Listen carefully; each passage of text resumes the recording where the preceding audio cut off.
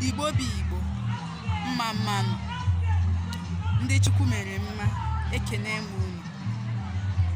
Ejikwa m ozi ekene nke ekeresimesi wee bịa. Ana m ekele onye ukwu, ana m ekele onye nta, ana m ekele onye ọbụla bụ onye Igbo ebe ọbụla ị nọ ugbu a. I mekwara nke ọma, ama m niile enweta onwe gị, ama m niile eri ekeresimesi nke ọma.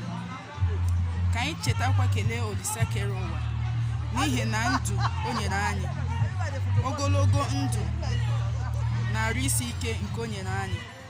Ka anyị kelee ya n'ihi ihe ọma o mere anyị, n'ihi na ọ dịghị mfele ịnọ ndụ site na Jenụwarị ruo na Disemba.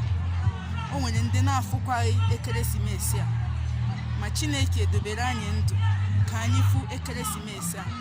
Ama m na ọ ga-edobekwa anyị ka anyị fụ afọ na-abịa abịa nke 2020.